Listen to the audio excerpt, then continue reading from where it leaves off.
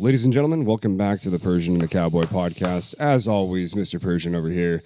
I'm the Cowboy. And today we're going to be revisiting the Middle East, which has got an even worse, it sounds like, over the past couple of weeks. So, Mr. Persian, what are your opening thoughts on the Middle East and the border and everything that's going on? Oh, we'll get to the border when we get there. Yeah, no, it's all good. It's all good. That'll be our second episode for the day. But yeah, the situation in the Middle East, it never gets any better. You know, and now within this last week, unfortunately, we had 3 American soldiers killed in Jordan. There's a U.S. military base in Jordan, and it looks like Iranian-backed militias who are funded and supported by the Islamic Republic of Iran. They gave the order. They went, and with the drone, they actually attacked the U.S. military base in the middle of the night. So apparently the service members, 2 women and a male, I believe, they were sleeping in the barracks with the rest of the military that are based there. And it looks like this drone fired a missile and it hit the barracks in the middle of the night, killing 3 and wounding several others critically. And this is the first time in a long time that U.S. Military service members have been directly attacked by, I shouldn't say for the first time, but it's been a while since they've had a casualty.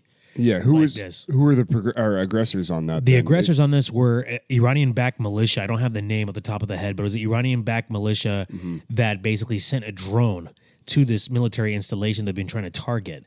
And basically what happened was they struck it with a missile on the drone, and they struck the barracks right in the middle, causing mass damage. And where was the base again? It was in the Jordanian border with Syria. So basically that's what took place. Now, I'm going to tell you this, Cowboy. So with the 3 casualties, even the Biden administration that's so limp and doesn't really have a lot of solutions on the foreign policy side, they're an F, or I should say incomplete grade on their foreign policy, have said that there will be a swift retaliation by the United States in the Middle East region on Iranian targets that are proxy groups, that are militias, that are backed by Iran, and Iran itself. There, as we speak, there is another aircraft carrier going to the Persian Gulf, and you don't send multiple battleships and aircraft carriers in addition to what you have already over there in the Persian Gulf and the Red Sea, unless you're trying to go to war fully. So I think the United States and its European allies have finally come to the conclusion that when you're dealing with radical Islamists and when you're dealing with a regime like the radical Islamist regime of Iran, you have to take them out or you cause mass damage to their capabilities. So it sounds like the war has begun then, is what you're saying. The war has already begun, there's no doubt, with the targeting this tit-for-tat stuff, with the attacks on the United States, on U.S. Proxy groups. With the Houthis and stuff, yeah. Well, with the Houthis, with the Iranian-backed militias like the Houthis, and you have the groups in Syria and Iraq. There is a tit-for-tat going on in that region for a long time, and the war has already started, but it's about to escalate even further, which is going to cause a further regional strain, basically. Yeah, well, at what point do you stop attacking the proxy groups and just go for the head of the beast itself? I think that this should have been done a long time ago. As you've known me a long time, I've been advocating for this. I've been very consistent about it. But I think when you officially target and kill 3 American service members, you have to go after the head of the serpent now. So wouldn't Iran just say this is an ISIS attack or something like that? Because ISIS is pretty prominent in that area. Yeah, like I said, the cowboy, somebody is just trying to assassinate the cowboy here. We got to check the water source here. Seriously. But basically, that region is filled with so many different groups, okay? You have so many different groups, so many different, ethnic groups, so many religious differences. You have Al-Qaeda, you have Al-Nusra, you have Shia and Sunni groups. You have multiple groups of people. Let's see what's going on with the cowboy, ladies and gentlemen. He's going to have a little bit of Jack Daniels here. Wow. Jack, just to clear my throat right let's there. Let's get this guy. Let's get this. Well, you're having the beer, so might as well. Yeah, you might as well. There you go. And it's a Friday, dude. Happy Friday. Happy Friday. And tomorrow's the Sabbath. Shabbat Shalom. Shout out to all my Jewish people out there. Yeah, keep fighting the fight. Keep fighting the fight. Okay, so we'll get back on track. So basically, the Middle East, as we know, is a clusterfuck. There's so many needles in the haystack, so many different groups and things like that. So many groups backed by Iran, so many groups backed by the United States. People could say, oh, this was a ISIS attack, but ISIS has nothing to do with Iran, and Iran has nothing to do with ISIS. Iran right now is the bigger player in the region, and they're backing so many different militias that are under their payroll. that they pick and choose who they want to attack the United States. So if the United States goes to war with Iran directly, which they already are, but a full-scale war, they're going to have to take away all the tentacles, basically, all these different groups that are on Iran's payroll.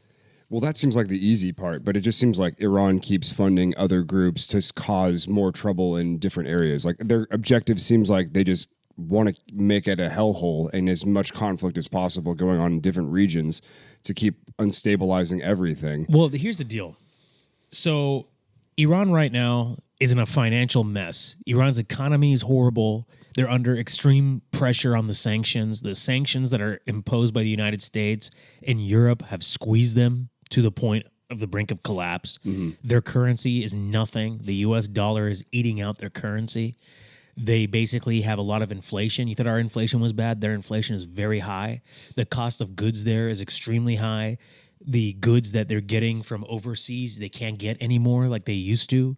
Now they're relying on Russia and China for goods, especially China. And the economic situation, unemployment's very high there. So the Iranian people are fed up. They're done with this regime. They've been done with this regime for multiple decades now.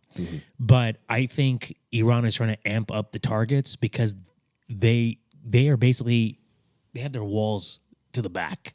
They know that their time is up and they have nothing to lose. They want to drag the United States into a confrontation. But I think at this time, the United States has to do this they have to do it in a very smart fashion.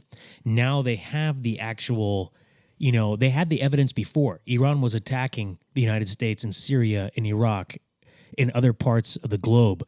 They were attacking the United States directly and the U.S. proxies. But at the same time, now they actually have the smoking gun. 3 U.S. service members were killed. Yeah.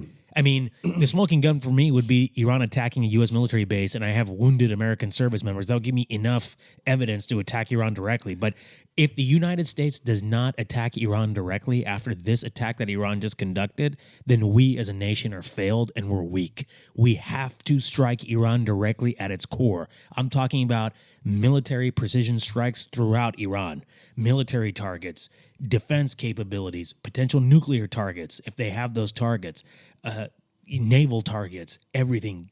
Decimate their capabilities. Yeah. And if Iran retaliates back, which they will, then you go into a full-scale war with them. Well, so it all makes sense to me right there. And I think, but we've had a smoking gun for a long time already. Like we've known who's funding and I have these the answer proxy for you, groups but I'll right let you finish. We've known that Iran is behind this. We know they're the puppet masters that's funding all this stuff. And that's why the sanctions are there. That's why we're putting on these hard trade sanctions to weaken them as much as possible, yeah, right? Exactly. And so... And it's working. Yeah, exactly. And so that was my point is like and of course this is just me playing the peaceful, we don't want more war. Aren't the sanctions doing the job and this is just a death rattle and this is their last little tantrum they're throwing before they do fall and go under themselves? Iran is so desperate right now that they'll do anything to try to get things rattled. But at the same time, the sanctions are working, but it's not enough. It's not enough because Iran's causing a lot of disruption in the region and around the globe. When you have a group like the Houthis that Iran backs in Yemen, I mean, just 2 days ago or yesterday, I believe, the U.S., there's a U.S. destroyer in the Red Sea. A Houthi missile that was supplied by Iran was a mile away from hitting the destroyer, point blank. Thank God for the last line of defense by the U.S. Destroyer that was in the Red Sea, and it shot the missile down. Yeah. But if that happened, ball game over. There's no excuse. But the thing is, these attacks keep happening and they're ramping up. Sanctions only do so much. You have to go after the core and you have to eliminate the core. And that's going to a full-scale war with Iran. And if it drags the whole region into war, which it already has, and we're already at that brink, so be it. We have to clean house in that region. We have to get rid of these groups that are aligned with Iran, but mainly we have to cut off the head of the serpent because the rest of the body will collapse. Well, and isn't that what they said with the Mexican cartels? If we cut the head off, then everything will be better. But then it just sprouted like 8 different heads and they all went to war with each other and everything just got that much worse. Well, So, with the problem with the cartels, and I'll tell you this, it's because the Mexican government is in bed with the cartels. that's a good point. Yeah. The cartels are running Mexico. Yeah, so we'd have to get rid of the Mexican government. So I guess, Yeah. so going back to And Iran. then we'll go into that, yeah. Yeah, sticking with Iran, because Mexico is a whole other episode in itself. But so Iran, the head of the government is in charge of making all these decisions. It's a totalitarian government, right? Right. And so then the people are being oppressed. And the United States has a choice. We could intervene militarily, Right. easily just kill off the heads of the monarchy, basically, and then allow the people to form their own government, or the sanctions are there to stress out the whole nation enough to the point where there is an uprising and a rebellion that overthrows the government itself, right? Like those are the two options we're playing in between, right? There's two options, but here's the thing. There have been multiple uprisings in Iran throughout the last 3 decades. And the West, meaning the United States and Europe, have turned their backs every time this has happened. When there's an uprising, and the most recent one was just last year, where you had the whole country was basically rising up against the government. You had multiple demonstrations throughout major cities and small towns, and the clashes turned violent. Thousands of Iranian civilians were killed by its government, by their henchmen, because they were uprising. You had The black bags just go you over had the heads. And, I'm talking disappeared. about the worst things, but you had many people who were armed, who were fighting back against the regime in Iran, which was great to see, but it wasn't enough. They need help from the West to overthrow that government, because you can't do it with sticks and stones. You need weapons, you need arms. And the thing is, they don't have the Second Amendment like we do here. Their guns and everything were taken away from them by the government when the new government came and took power after the Islamic Revolution. They said you have 48 hours to give your guns up, and people did because they were freaked out. But going back to this, every American administration, including the worst one under Jimmy Carter, basically has fucked Iran up time after time after time, meaning they're not playing hardball with the Ayatollahs. They're not being tough enough. And the thing is, the United States has played this game of appeasement with the Iranian regime. They've played appeasement with the Islamic fundamentalist regime in Iran, and they do not want to engage in a full-scale war with Iran because they're afraid they're going to be in a war after war in that region time after time. They're scared of a regional war. Well, I'm sorry. The regional war has already started. It's already progressing. You might as well finish the job and get it done. You can't push the inevitable out of the way. It's already happening right under our nose. And it's starting to affect not just the regional aspect in the Middle East, but it's affecting the global economy too. If you start having skirmishes additionally in the Red Sea, it's going to cause issues with trade. Costs of goods are going to skyrocket. Now, if Iran is going to be much more bold than they already are, and they start playing games in the Persian Gulf and do a military blockade of the Persian Gulf and a very key part, which is called this Strait of Hormuz. The Strait of Hormuz, 40% of the world's oil crosses that strait. Yeah. And geographically speaking, here's Iran, here, and then to the left are all the Gulf states: Kuwait, the United Arab Emirates, Qatar, Bahrain, and then you have Oman down here.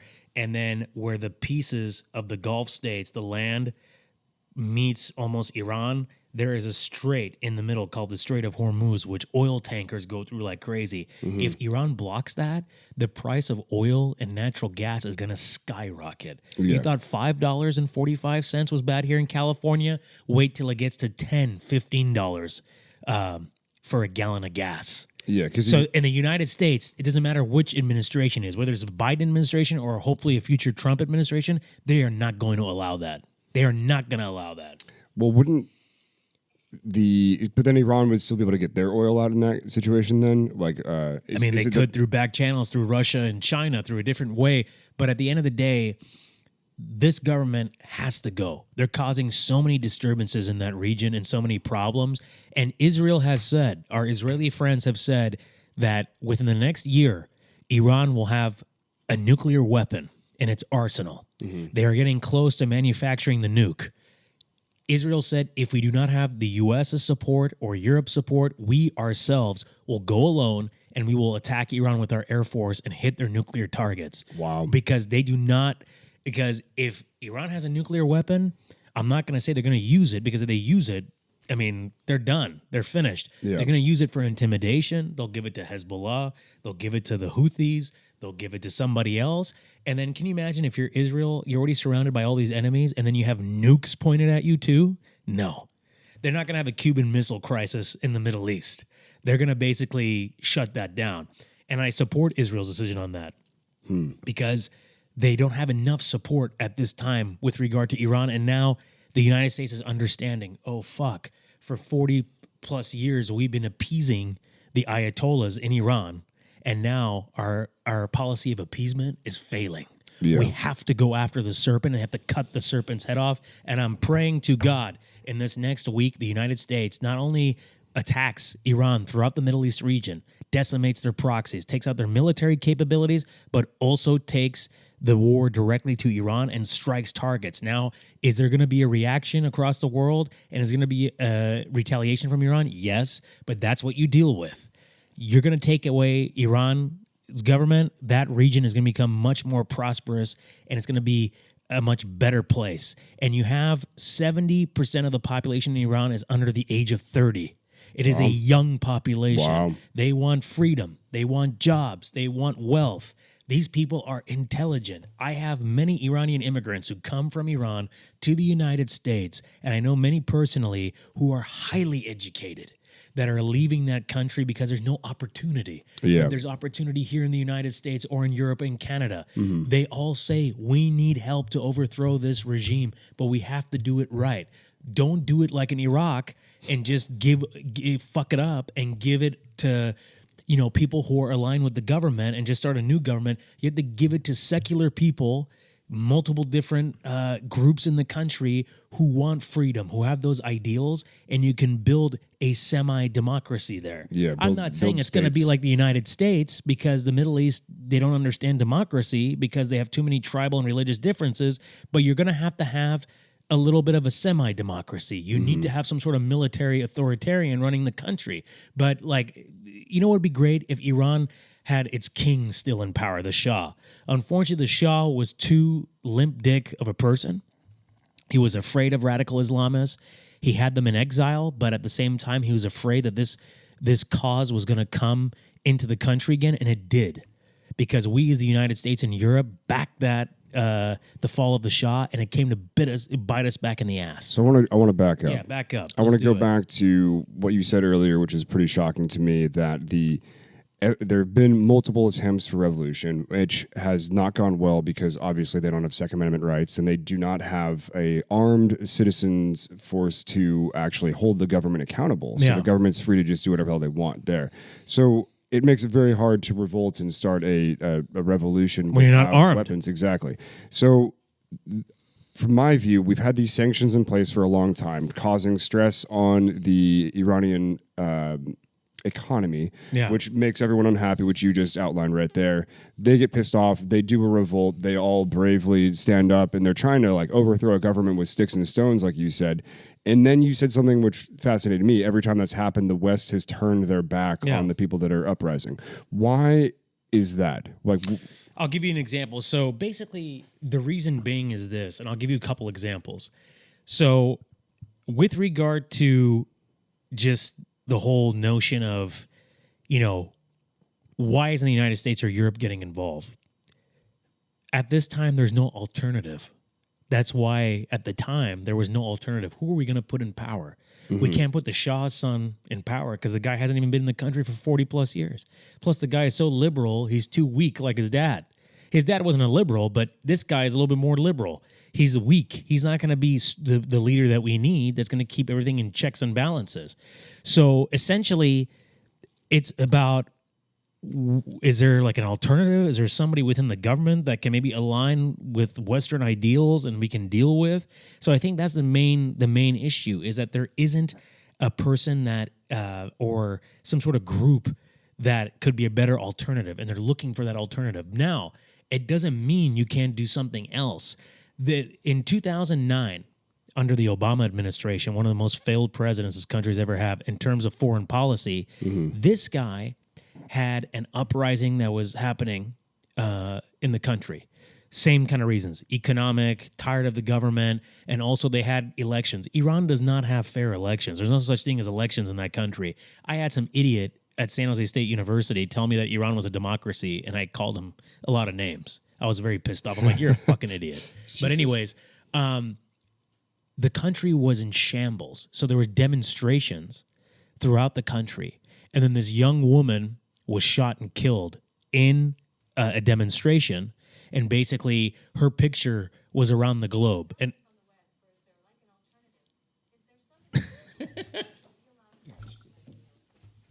we're having a little series listening. Series and Iranian proxy. Anyways, so going back to what I was saying was that they had this woman who was assassinated by snipers from a rooftop by the government. Yeah. And then her eyes were rolling in the back of her head, and it was this picture was shown across the world, and she became the face of the uprising. She was the martyr, yeah. She was a martyr.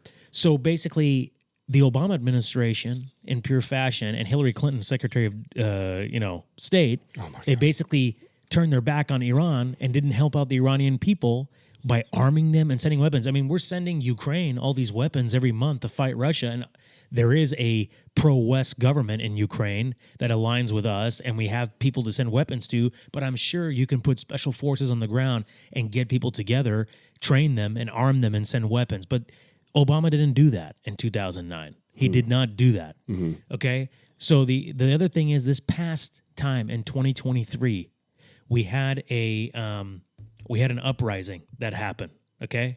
We had an uprising, and we had a lot of stuff that was happening. Same situation. The Biden administration, with the Obama-esque policies of appeasement, they did the same thing. They did not supply weapons to the Iranian people. They did not. They just sent a bunch of, tweets, we support you, bullshit. You had an opportunity to support people in Iran by sending weapons. You could have sent special forces to the ground.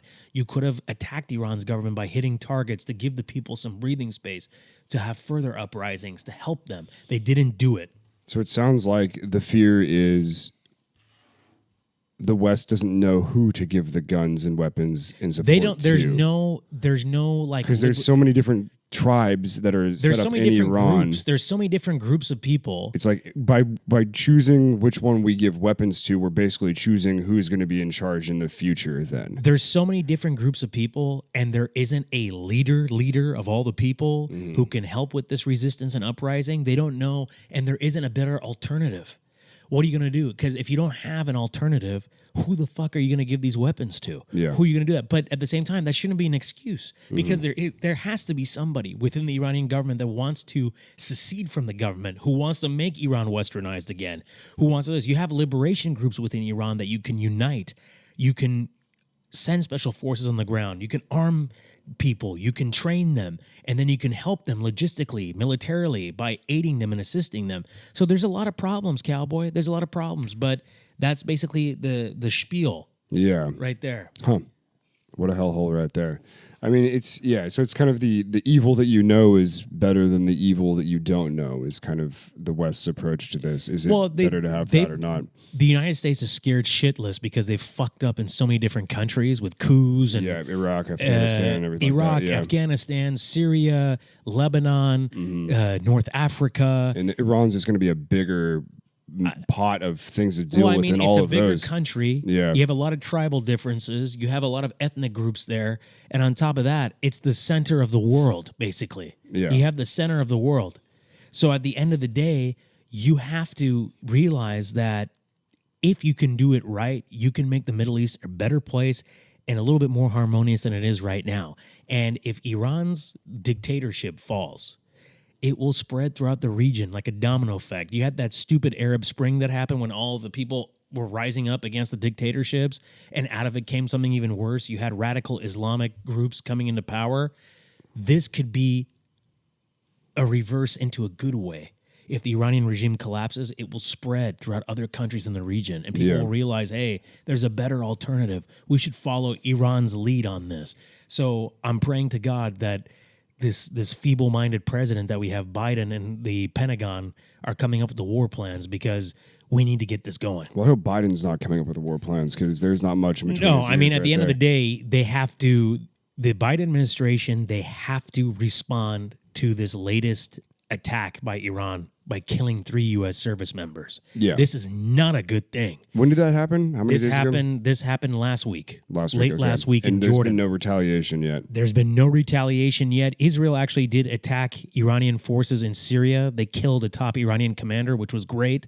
Israel has been continuing doing these strikes. The U.S. constantly does these kind of strikes, but they're going to amp it up. Basically, from the reports that came out in the news on different news outlets, they said that they are going to ramp up their attacks against Iran, but this time they may take the war directly to Iran. Yeah. And send a message. If you're going to fuck with us, we're going to fuck you back 20 times harder. All right. And with that, I think that wraps things up, unless you have any final thoughts on that. No, Okay. I don't have any final thoughts. Hopefully, when we talk about this in part 3, we'll definitely have a some sort of update in a good way. Hopefully. Let's pray to that. Anyways, thanks, y'all.